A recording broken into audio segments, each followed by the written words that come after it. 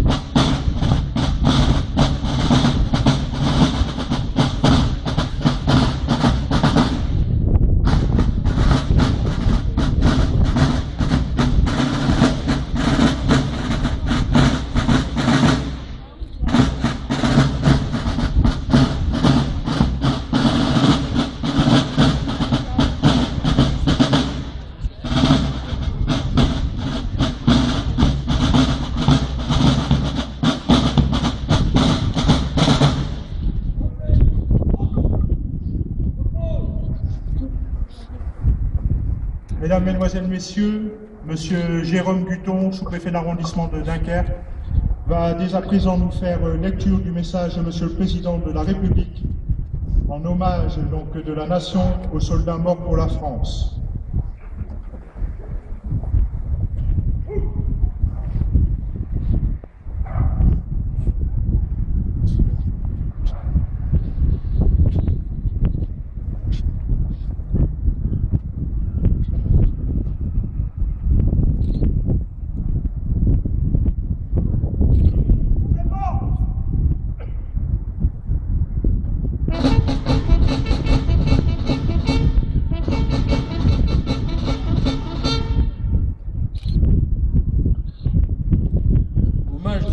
Aux soldats morts pour la France. Il y a 90 ans, au petit matin du 28 janvier 1921, dans un silence qui incarnait à lui seul le deuil de tout un peuple, le soldat inconnu était inhumé sous l'Arc de Triomphe. La République consacrait le monument élevé aux victoires de la Révolution et de l'Empire à la dépouille d'un simple soldat tombé au cours du conflit le plus meurtrier de toute notre histoire. À travers lui, la France rendait donc hommage à tous ceux qui, comme lui, avaient sacrifié leur vie sur tous les champs de bataille de la Grande Guerre. Chaque jour, depuis, le ravivage de la flamme du souvenir est là, pour perpétuer cet hommage et rappeler l'immensité aujourd'hui presque inconcevable du sacrifice. Au fil du temps, les morts de la Seconde Guerre mondiale, d'Indochine et d'Afrique du Nord furent à leur tour honorés sous l'Arc de Triomphe. Mais le 11 novembre est resté une journée consacrée au seul souvenir des soldats tombés au cours de la guerre d'Occident.